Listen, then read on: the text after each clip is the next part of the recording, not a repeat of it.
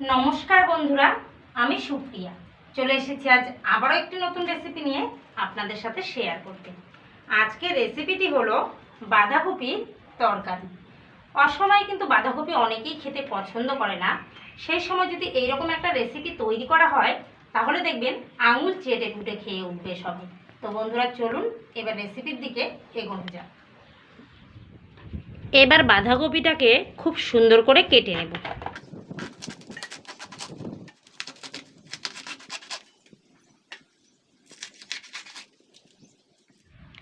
এইভাবেই সম্পূর্ণ কপিটা কেটে নেব। এইবার একটা টুকরো নিয়ে এইভাবে মাঝ বরাবর কেটে নেব।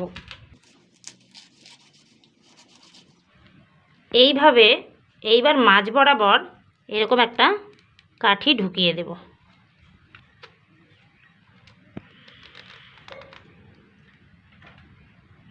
দেখুন এইভাবে 3টে কাঠি আমি গেঁথে দিলাম। এইবার এই কপির সাইডটা কেটে ফেলে দেব।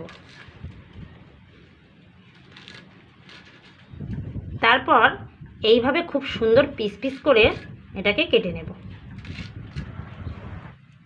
সেম এইভাবেই আমি সম্পূর্ণ কপিটাকে কেটে নেব।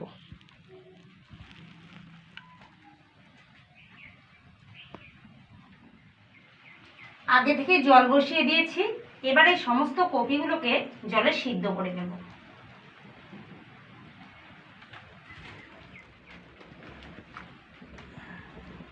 সামান্য একটু লবণ দিয়ে দিচ্ছি।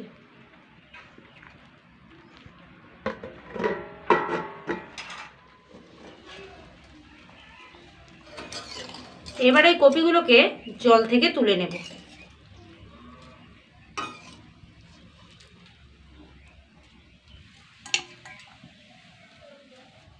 কপিগুলোকে ভেজে নেওয়ার জন্য একটা ব্যাটার তৈরি করে নেব।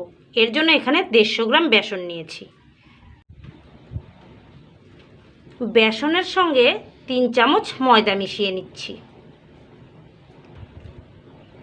এবার এর মধ্যে একে একে দিয়ে দিচ্ছি 1 চামচ লবণ, 1 চামচ শুকনো লঙ্কার গুঁড়ো, হাফ চামচ হলুদ, 1 চামচ আদা বাটা, 1 চামচ জিরে বাটা।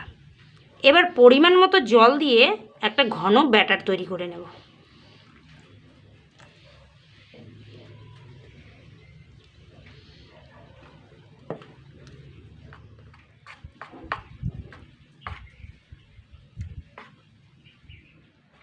এইবার বাঁধাকপিগুলোর কাঠিগুলো এক এক করে খুলে নিয়ে ব্যাটারে ডুবিয়ে তেলে ছেড়ে দেব।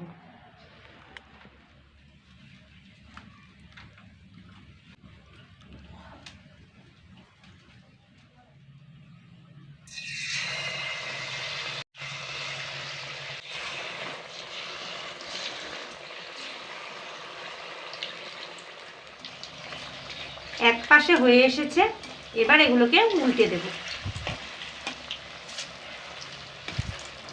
এইভাবেই উল্টে পাল্টে এগুলোকে বেশ লালচে করে ভেজে তুলে নেব। দেখুন কত সুন্দর লাল টুকটুকে হয়ে গেছে। এবার এগুলোকে ছাকনা দিয়ে তেল থেকে তুলে নেব।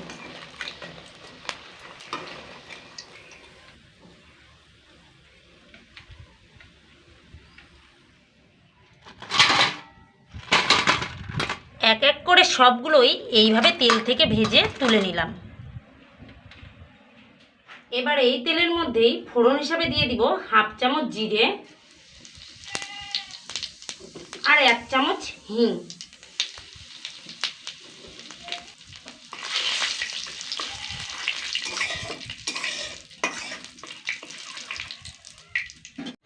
এবার দিয়ে দিচ্ছি জিরে বাটা, আদা বাটা, স্বাদ মতো লবণ, 1 চামচ শুকনো লঙ্কার গুঁড়ো, হাফ চামচ হলুদ।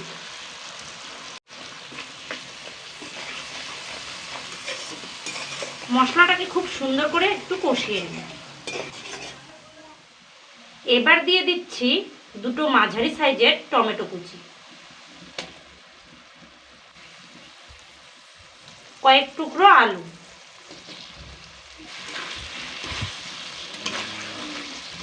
আলু টমেটো আর মশলা একসঙ্গে খুব সুন্দর করে কষিয়ে নেব। মশলাটা খুব সুন্দরভাবে কষানো হয়ে গেল। এবার এর মধ্যে দিয়ে দিব ঝোলের জন্য জল।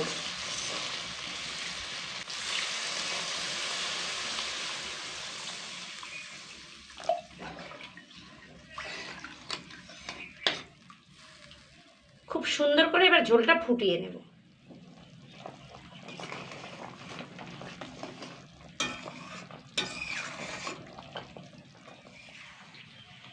ঝোলটা অনেকটাই গাঢ় হয়ে গেছে।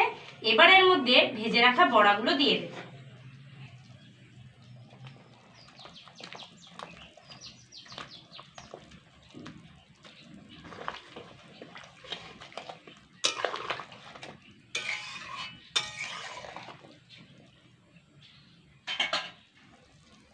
এবার দিয়ে দিচ্ছি সামান্য একটু দারচিনি আর এলাচ বাটা।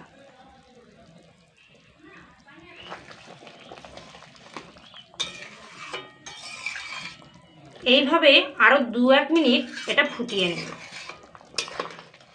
এবার দিয়ে দিচ্ছি বেশ কিছুটা ধনেপাতা কুচি।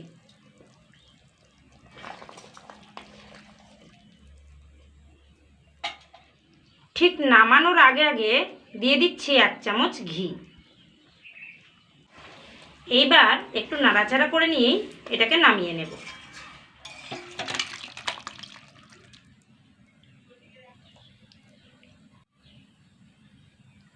রান্নাটা আমাদের হয়ে গেল। দেখতেই পেলেন কত সহজ একটি রেসিপি। বাঁধাকপি তো অনেকভাবেই খেয়েছেন, তবে এই পদ্ধতিতে যে কোনো নিরামিষ দিনে একবার তৈরি করবেন, আশা করছি খুবই ভালো লাগবে। তো বন্ধুরা, আর দেরি করব না, আজ এ পর্যন্তই। পরবর্তী কোনো ভিডিও নিয়ে আবারও আপনাদের সামনে চলে আসবো। ততক্ষণ ভালো থাকবেন, সুস্থ থাকবেন আর এইভাবেই আমাদের পাশে থাকবেন। নমস্কার।